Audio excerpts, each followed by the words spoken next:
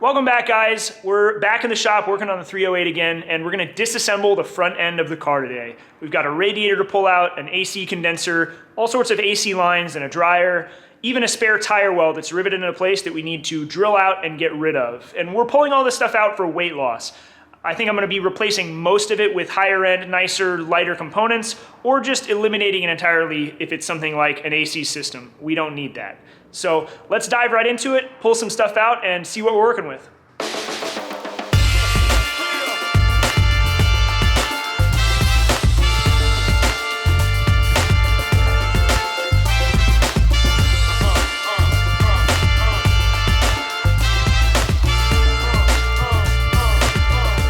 So with the hood off, hopefully you guys can get a better idea of some of what we're working with here.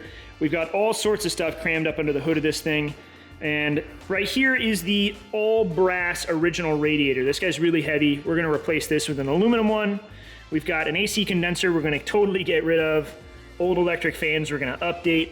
And of course, all sorts of AC components like lines, a dryer, things like that. We've got this spare tire well assembly that is riveted into place, and I'm hopeful once we kind of get all of these rivets drilled out, it should lift up and out, fingers crossed. And then we're gonna have to also do some exploration and see what's gotta stay. I spent some time trying to figure out what this big aluminum box is, and I've decided it must be part of the pedal system because the brake booster is attached directly to it and then over to the brake master cylinder. So some of this stuff can't go, but we're gonna see what we can get rid of, what we need to update, what we've gotta figure out. I think we're just gonna start right here with the radiator and just start unbolting stuff and figure out just how it comes out, because truth be told, I've got no idea.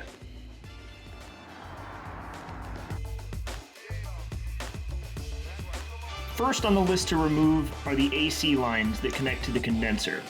I'm working on getting those unstuck while Andrew's focusing his attention on the heater lines and the cable actuated heater valves.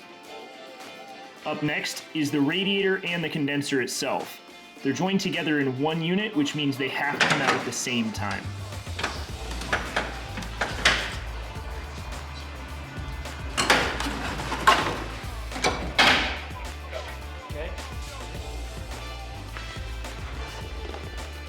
Next are the radiator fans. They're mounted directly to the chassis itself, which is a setup I haven't seen before, but it did make removal relatively easy. It was just a matter of unscrewing 2 bolts and then figuring out how the wires come apart. It was pretty easy, just pull on them.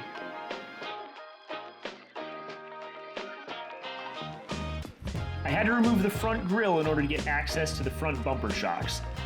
They're buried down next to the headlamps, and to get the bolt out, I had to squeeze a wrench and a socket down into the cavity. Once I got it out, it was relatively easy to remove them, and I was relieved to find out that these things are pretty heavy. The front pair weighs a little bit over 8 pounds, and I have to imagine the rear weighs just about the same. I haven't pulled those off yet, though. Now we're focusing on pulling the rest of the AC system. You can see I'm removing the AC dryer while Andrew is working on removing one of the heater boxes. There's one on each side of the car, and we'll look at these a bit more later in the video. They're kind of interesting, although this is definitely an odd way to accomplish heating the cabin of the car. With the heater boxes out, we've moved on to removing the hoses that attach to them. So Andrew and I are chipping away at the front of the car, just pulling piece by piece out as we encounter it, trying to figure out how some of the stuff works and comes out. And we've encountered some cool things so far, some stuff I'll have to show you as we kind of look over everything once we're done today. But overall, it's been pretty smooth sailing, couple little snags here and there. I'm really excited to see how all this stuff actually weighs out. Andrew's got stuff on the scales right now, and nothing's really heavy other than the brass radiator that we pulled out, but everything adds up, every little bit counts.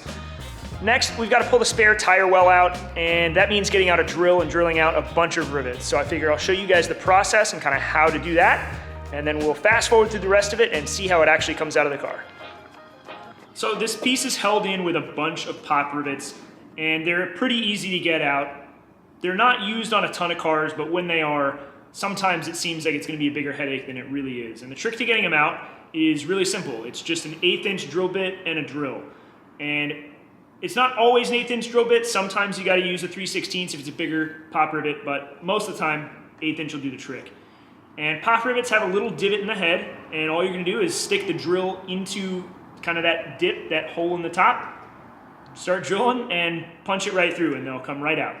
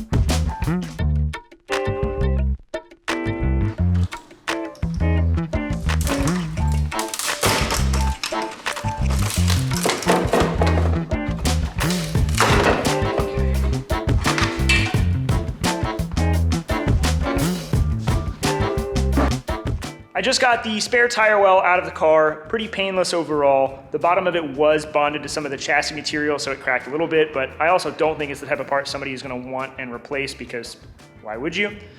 But with it out of the way, we've actually got a really good look at the chassis, and you guys have to see this because I'm blown away. There is a very explainable reason why this car weighs as much as it does. Check this out. So in the front of this thing, we are looking at a ton of square tube chassis. And I'm sure on video it's kind of hard to understand exactly what we're looking at, so I'm gonna try to point some of it out. But there is so much metal in here, I absolutely cannot believe it. And we can start down here with some of this support material for the spare tire well. This stuff's not thin, it's very robust material. And it's sitting atop an absolutely ridiculous structure. I mean, we've got square material running across, it's triangulated, it's running down here. This was the battery stand. We've got material coming down and across here. It's just unbelievable. And if we get in here too, let me see if I can brighten this up. You can see just how much structure they've placed in the front of this car. I mean, we've got full-on chassis rail coming forward, material coming up. This whole front end is boxed in with metal. And back here we've got a huge cross member that's supporting the steering rack, and it's all kind of boxed in. Down here, triangulated steel structure back here. I mean, this thing is absolutely insane. So if there are any question about why this car weighed 3,130 some odd pounds when we started, that's it. I can't imagine what the chassis on this thing looks like if it were actually completely stripped. There's a ton of material here that needs to come out. We're gonna have to get out the Sawzall, the plasma torch, all that kind of stuff in a different episode. Let's pull the rest of this stuff out, get it weighed, and get a tally for today.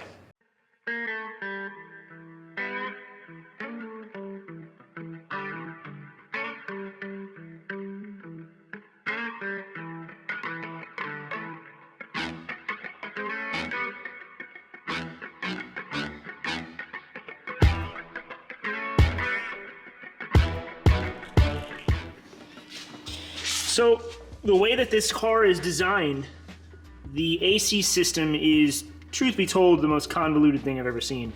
It's got an independent blower motor in front of each wheel well that's accessed through a panel that covers this up. So there's one of these on each side that feeds up through a hose, through a heater box that I want to show you guys, and then on into the cabin. And right now we're trying to get these guys undone, get them out of the car. They are clearly gonna weigh a bit. The only question is, how easy will they be to get out? I'm not sure yet.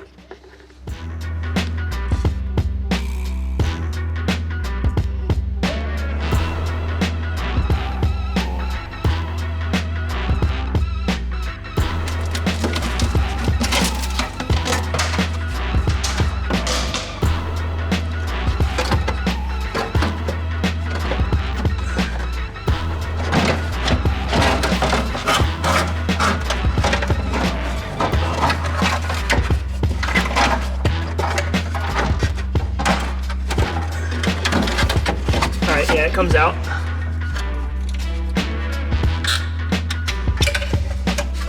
Not that heavy though, to be honest with you. Yeah, I mean, it's got like a metal blower motor on it, but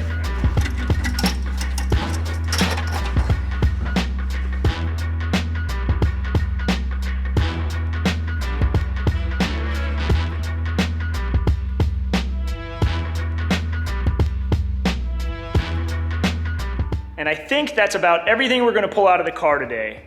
Anything else that's in there is pretty much cut it out or get inside the interior, pull the dash, and get to things like the evap core. And I'm not doing that today because that sounds like it's going to be absolutely awful. I'm happy with how everything came out today though. Pretty pain-free, headache-free. I'm going to spin the camera around and show you guys kind of everything that we did remove and let you take a guess at what you think the weight of it might be before I kind of reveal the grand total. And then, before we end today, I want to show some of the things that I thought were kind of cool about how this car was put together. I mean, we did talk about the absurdity of the chassis. There are a few other things that, while I might not say that they're good, they're at least interesting, so we'll check those out. But first, let's look at what came out. So first on the list is most of the AC and heater system. We've got the 2 blower motors, lots of tubing, the 2 heater boxes, 2 valves, kind of diverter valve tubes, and an AC dryer, radiator fans, the brass radiator itself, as well as the AC condenser that's mounted to the other side of it, bumper shocks, a horn, heater valves, reservoir for the windshield wipers, and the spare tire carrier, which is made out of fiberglass. It's really not very heavy. And then there's Chloe. She was not in the car, but she would probably like to be. So overall, not a huge amount of weight, a lot of stuff. Most of it's actually kind of light, which makes sense. We've discovered all of the weight in this car is from the chassis itself. But overall, I'm glad all of this stuff's out. Most of it's not going back in, and what is will be quite a bit lighter. So let's take a look at some of these parts individually. So the first of my 2 interesting tidbits about stuff on this car is these heater boxes. I mentioned them a minute ago, and there's 2 of them. And kind of like I said, the heating and cooling method on this car is absolutely bizarre. There is a blower motor under or in front of each front wheel. Each one plumbs up into one of these and then on into the car, presumably through an evap core, things like that. But what's interesting to me is I've never seen anybody tackle the problem like this. Coolant flows through each of these. This is very much just like any other heater core in any other car. It's a small radiator, so to speak, that air flows through. But they put one on each side, and it's small, it's accessible, it's not buried in the car. Honestly, I don't know if this is a good method. I never used the heat in the car, but I kind of like it. This seems like they had a logical approach to the problem in front of them. I'm sure modern heating systems work a lot better, are more efficient, so on and so forth, but realizing what these were in the car, I kind of think it's neat. It's an interesting and unique solution to the heating problem. How do you pass air through something that's hot so you heat the inside of the cab? And this is what they came up with. Really simple. All right, the other is at the front of the chassis. Let's check it out. The other one for today is looking in the front of the car and getting a better idea of how Ferrari decided to handle some of the chassis and mounting design. We talked earlier that this thing is really overkill and robust, and I think looking at the way they decided to mount things like the radiator fans really kind of tells this story better. These things are incredibly stout. I mean, this is some thick steel. I could hang from this. Several people could hang from this. And it really doesn't need to be that strong. It's really inexplicable why they chose so much strength and support for things like this. I mean, this stuff adds up, and there's a lot of it all over the car. This stuff is everywhere. And so realizing just how kind of robust and overkill the design of the chassis of this car is, and reminding you, kind of looking inside at what we're working with, it's not a surprise anymore why this car is as heavy as it is. Now, I'll say it probably is designed well. I think that it's probably pretty rigid. However, it is a lot. It's heavy. It's hard to really understand why they went this far with it. With that said, we can take a lot of this stuff out. We don't need it anymore. And we can add new structure in to make this just as strong or even stronger while being lighter. This isn't the most efficient way to do this. This is definitely signs of it being a mass-produced car with, you know, cost and serviceability in mind, things like that. Some of that we can ignore. Overall, we're making really good forward progress. I'm excited to kind of see some of the inner depths of this car, some of the guts, and learn more about how it works, and I hope you guys are enjoying that too. We'll come back next time and maybe get started cutting some stuff apart. It's when the Ferrari guys are probably gonna get a bit upset. We're gonna take a saw to this thing. I appreciate you guys watching as always. Thank you for following along, for supporting, for liking, commenting, and of course subscribing. I appreciate all of it. I will catch you guys in the next episode. Thanks again.